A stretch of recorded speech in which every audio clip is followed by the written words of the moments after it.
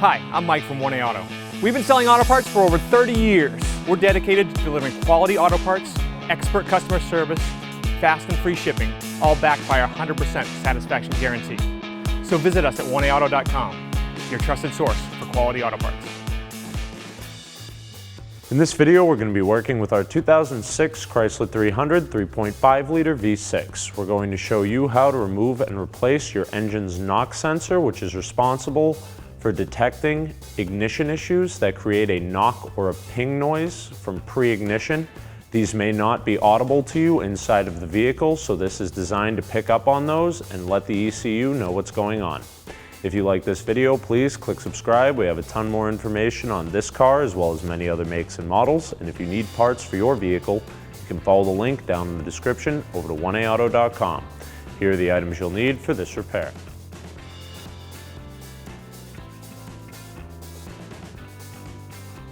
We're using a lift to make it easier to show you what's going on, but this job can easily be done in the driveway on a jack and jack stands.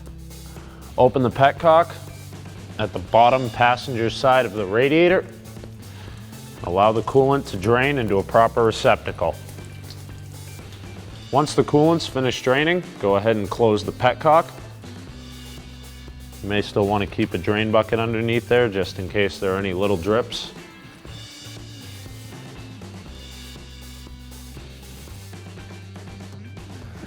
Open the hood latch on your vehicle. Open it fully. Lift up the carpet in your vehicle's trunk.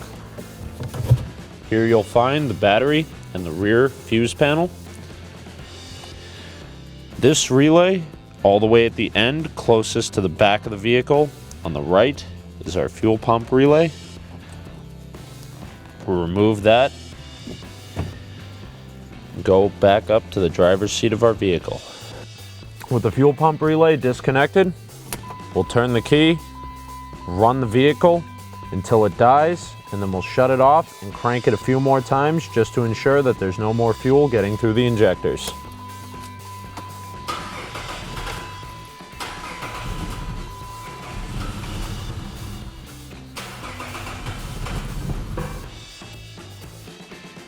Now that we know there's no fuel pressure left in the system, we can safely work on it. To remove your intake manifold, we'll loosen the clamp at the throttle body with a flat blade screwdriver. You may want to disconnect this sensor. Looks like ours has been glued on because the clip is broken. So you can also simply pop it out of the boot. Disconnect these two hoses from the back of the intake located just behind the throttle body. These just pop off by hand. There's one more at the back of the manifold. Pull back on the red safety tab, push down and disconnect the sensor from the top of the intake, as well as the two electrical connectors at the front. Disconnect the connector from the throttle body. Again, we have one of those little red safety tabs we have to push down. And then we'll push down the tab and remove the connector. We'll remove the two 10mm nuts from the throttle body, the 7 10mm bolts from the center of the intake manifold here, as well as the two 10mm nuts over on the passenger side of the intake manifold. We'll do this using a 10mm socket and ratchet where we can, and a 10mm wrench where it's a little too tight.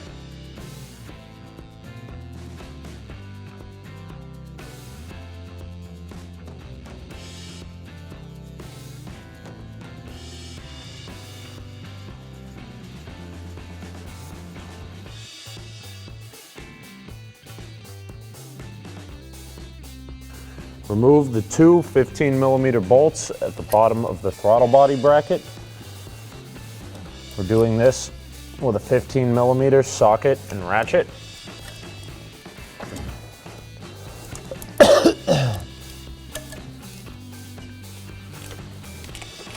and remove the bracket from the throttle body.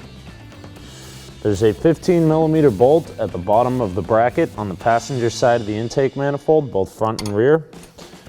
We'll loosen those up with a 15mm wrench so we can slide them off of the studs. Once you've loosened the brackets, go ahead and slide them off the studs. Now we'll lift up on the intake manifold, slide it forward to release it from the EGR tube at the back. Once you're off that tube, lift up, being careful for that transmission dipstick, and remove the manifold from the vehicle. While the top of the intake manifold is exposed, we're gonna wad some paper towels in there just to keep any dirt and debris from getting in there while we're working. Remove the 4 13mm bolts. There are 2 on each side securing the fuel rail down onto the cylinder head. We'll do this using a 13mm socket, ratchet, and extension.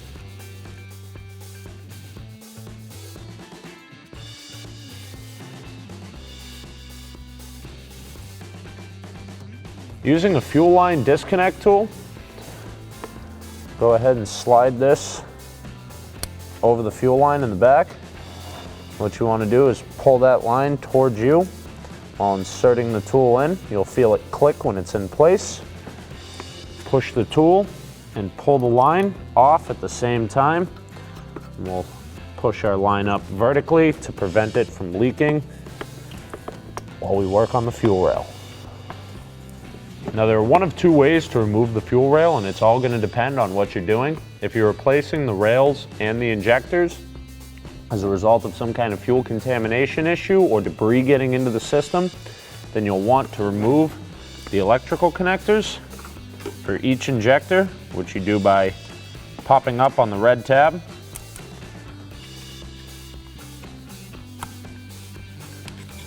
Till it releases. Then pushing down on the black tab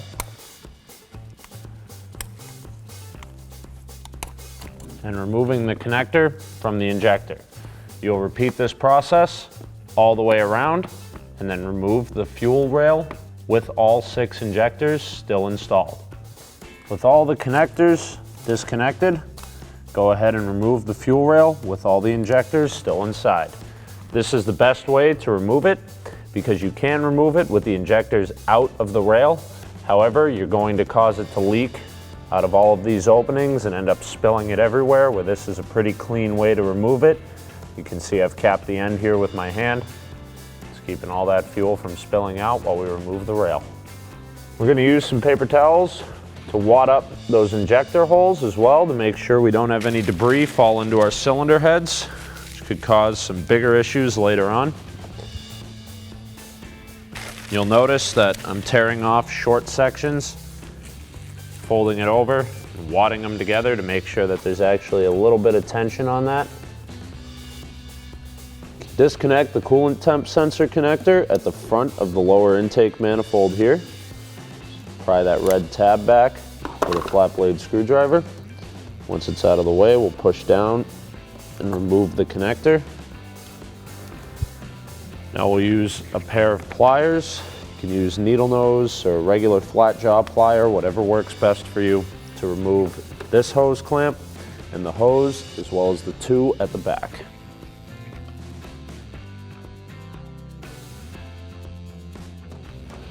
Using a pair of groove jaw pliers, work the hose back and forth to free it from the fitting.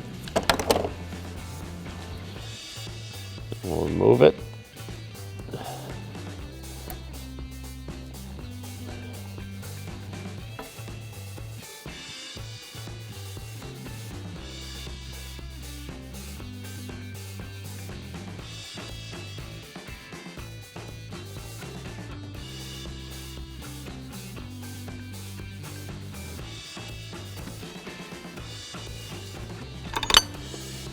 Remove the lower intake manifold from the engine.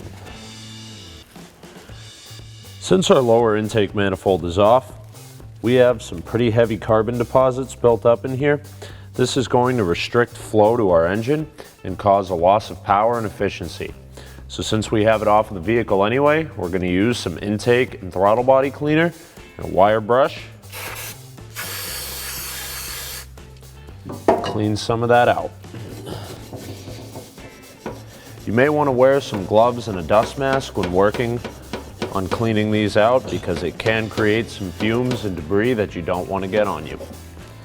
You can really tell how big of a difference this makes with just a few minutes and some simple cleaning supplies. We've really cleaned out and opened up that lower intake. This is going to give us some better throttle response. Our engine is going to flow air a lot better, meaning we'll get more power and better efficiency out of it. It only takes a little bit of time while we are in here anyway. So go ahead and clean out the rest of the problems. Now, since we have a parts washer, I'm just going to use some of this intake cleaner just to start loosening up some of the heavy stuff. And we'll use a parts washer to clean out the rest of our intake. Some parts washers use a kerosene-based solvent, while others use mineral spirits and several other different types of chemicals and cleaners, as well as different varieties of brushes. Now, some of these things are going to work better than others depending on what it is you're trying to clean, but ours seems to be doing pretty well with the carbon. Once I'm done getting the bulk of it out with the parts washer, I'll probably go through it one more time with the throttle body cleaner and wire brush just to make sure it's all nice and uniformly clean. While we're waiting for our lower intake manifold to dry, we'll remove and prep the gasket surfaces on the cylinder heads. Remove the old gaskets.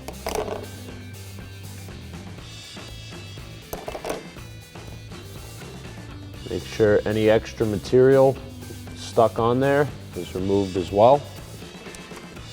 Now, you don't really want to scrape a surface like this just because it'll cause particulates and debris to fall down into the cylinder heads, which could damage our valves, cylinder walls, or our pistons and rings. So what we'll want to do is just use some clean paper towels or a lint-free rag of some sort and some cleaner to wipe down all the old debris and material that's on top of the heads. So all I'm going to do here is spray some solvent. I'm using a brake cleaner, but there's a variety of solvents you can use to wipe this down. We're just going to spray that right onto the paper towel.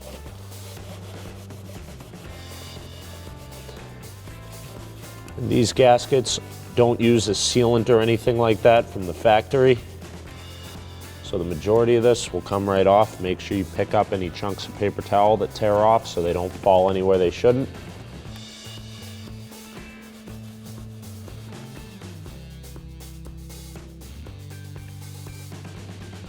So you can see how nice and clean the side we've already done is. Around the cooling jackets there is some discoloration, but if you run your finger over it, it's nice and smooth, so that's just a little bit of staining. It's not any kind of debris or anything built up on there that's going to cause an issue with our sealing. So now we're going to want to go ahead and make this side look as good as this one.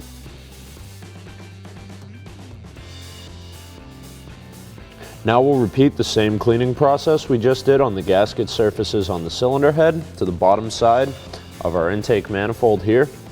Now this won't be as important to keep the debris from falling into because we can always just clean it out before we reinstall this onto the motor.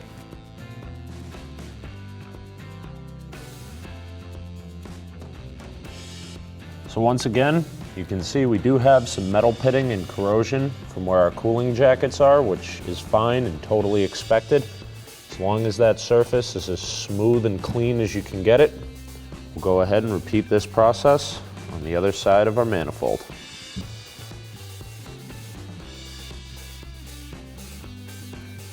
Now, most importantly, once we've finished cleaning all of these surfaces off, we're going to want to go ahead and just check out all the ports. Make sure that we didn't drop any debris or paper towels or anything like that that's going to get sucked into our engine and cause a much bigger issue than we set out to fix.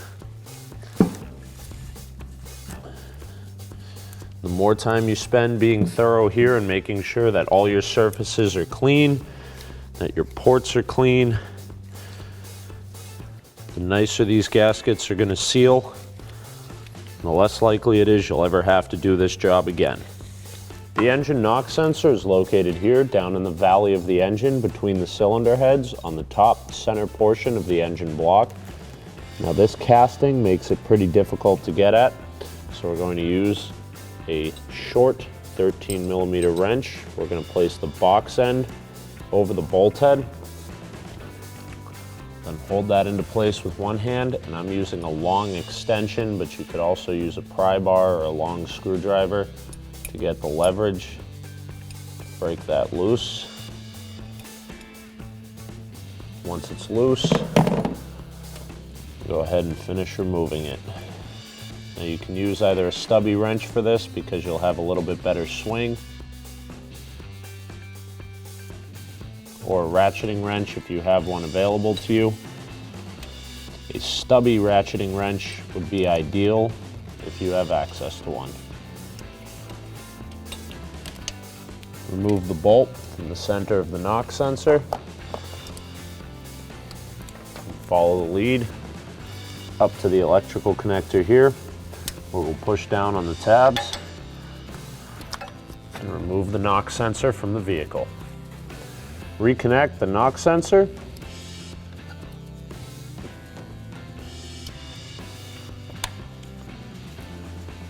Run the wire back down.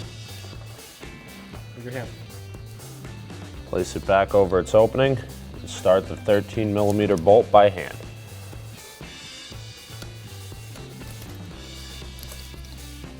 Make sure the flat portion of the knock sensor is the side touching the engine, and the bezeled end is the one that the bolt tightens down to. Using your 13mm stubby wrench, get back on that bolt, get it back down tight.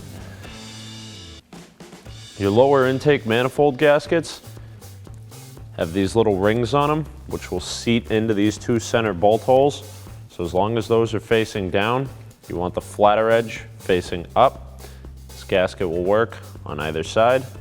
So go ahead and install those.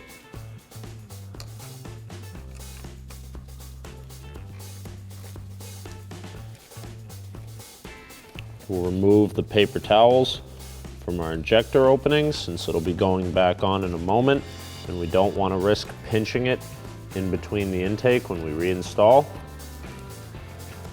Be sure all of your injector harnesses and any other wiring, debris, or anything else has been removed and placed out of the way. Reinstall your lower intake manifold. Place that on there gently so we don't disturb any of our gaskets on the way in. Make sure it's all lined up, and we'll reinstall our bolts. Remember that only 4 go in for now, and then our fuel rail. Start the 4 lower intake manifold bolts that are going to be securing the manifold without contacting the fuel rail. This will just help ensure that everything stays aligned properly when we go to put our fuel rail in. Lubricate the O-rings on the bottom of the injectors with some clean fuel. Place the fuel rail back into the lower intake. Be sure to seat all of your injectors before installing any hardware. Install the remaining 4 bolts that secure the fuel rail in place. Tightening these bolts down in the proper sequence is very important. The way this particular manifold goes is 1, 2, 3, 4, 5, 6, 7, 8. So we'll snug these down with a 13mm socket ratchet and extension just to get everything on there flat before we go ahead and torque it down.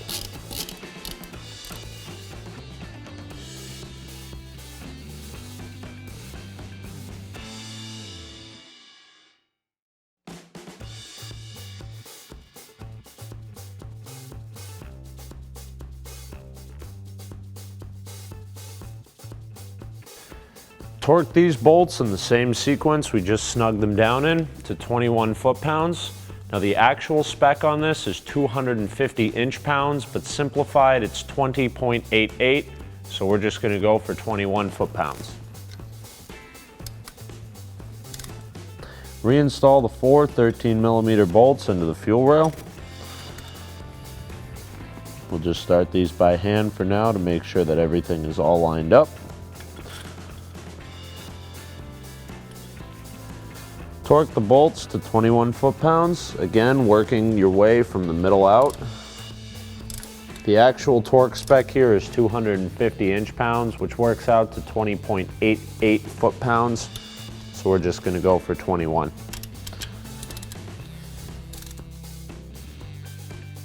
Reconnect the fuel line at the back. This is a quick connect fitting, so all you have to do is push it over that rib. Make sure it's locked on there. Reinstall all of your fuel injector connectors. Don't forget to lock down the red safety tabs as well. Make sure they're all on there good.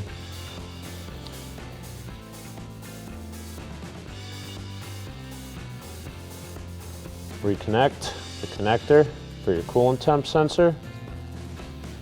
Reattach all three hoses, the one at the front and the two at the rear. Don't forget to bring those clamps back up where they belong.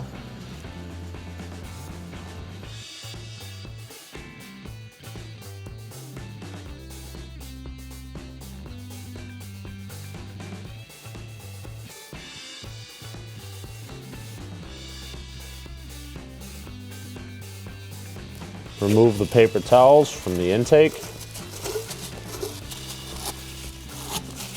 Clean down this mating surface with some solvent and paper towels or a clean rag. Once again, I'm using a brake cleaner here, but there's a variety of solvents you can use to get all of that old debris and oil off. Install your PCV breather tube on the back of the valve cover. It's even got a nice little marking on it that says PCV with an arrow, so you know which end goes where.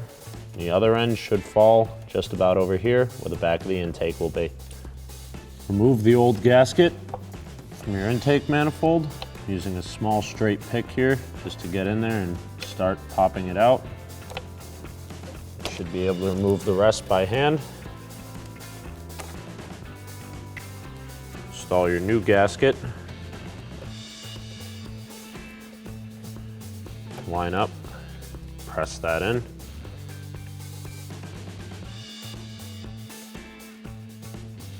Our old EGR seal is damaged, so we'll remove that. Install our new one.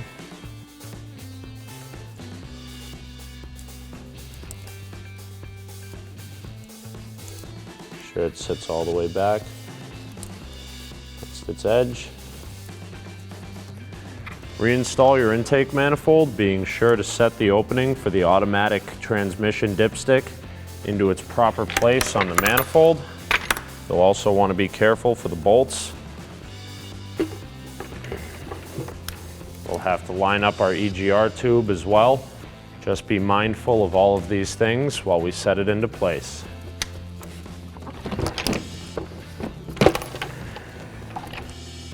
Once the EGR tube is set and the intake is laid down onto the lower manifold, click your automatic transmission dipstick back into place and start all of the 10mm bolts by hand, just a couple of threads to make sure they're all lined up before we tighten them down. Tighten up the 7 10mm bolts at the center of the intake. We're not going to tighten these down all the way yet, you just want them a little bit and then we'll have to torque them.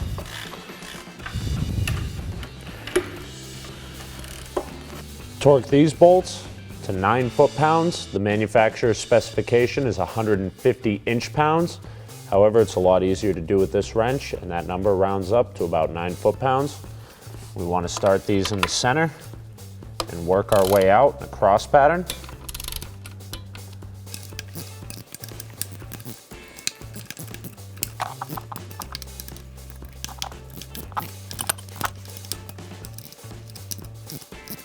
Reconnect the map sensor, push the safety into place, and reconnect the 2 intake tuner valve control.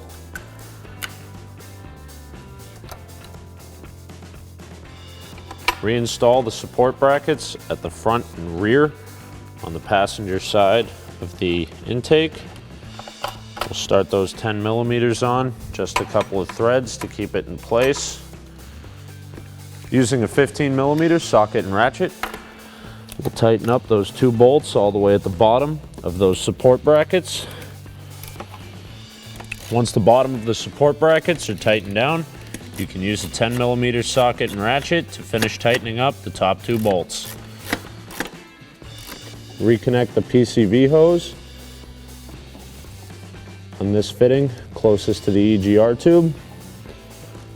Then we have our small hose here, large hose next to that. Reconnect the electrical connector onto the throttle body, lock the safety tab back into place. You can now set the support bracket back over the throttle body bolts.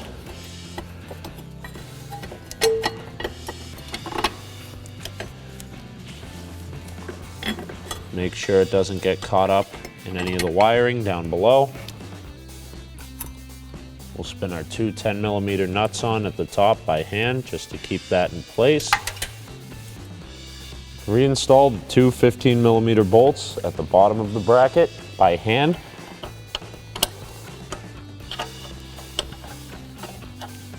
Tighten up the 2 15 millimeter bolts at the bottom of the bracket with your socket and ratchet. Tighten up the 2 10 millimeter nuts at the top.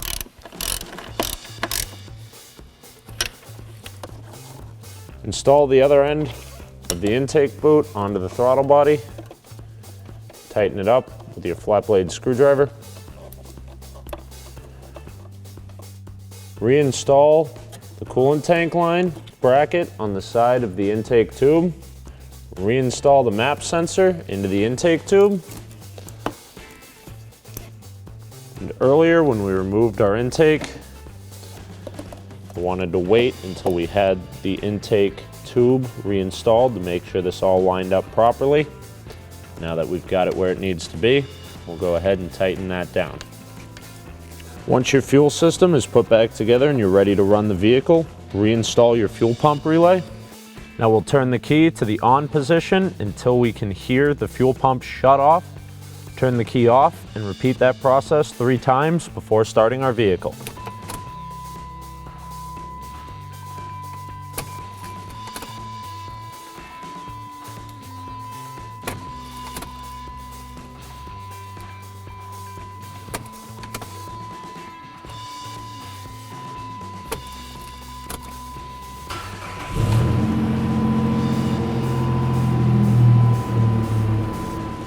Once you've reinstalled the relay, put the back of the cover back on first, snap the front in, set your trunk carpet down. In order to properly fill and bleed the cooling system on your Chrysler 300, you'll want to fill the radiator overflow, which has a pressurized cap, meaning that this system is based off of this reservoir as opposed to having its own cap atop the radiator. Fill this as much as you can with a 50-50 mix of the appropriate Mopar coolant. Then run the vehicle with the heat set to vent on its lowest speed. This will allow the heater core to open and circulate coolant in and push air bubbles out. Monitor the level of the coolant in the bottle, and when it bubbles and lowers, be sure to keep it topped off at least to the minimum line. After the vehicle has reached its appropriate running temperature and hot air is coming through the vents, allow it to run for a few more minutes, ensuring that there are no more bubbles or turbulence inside of the cooling system. Once these bubbles are gone, keep about half a jug of this 50-50 coolant mix with you, reinstall your radiator cap, and go for a test drive.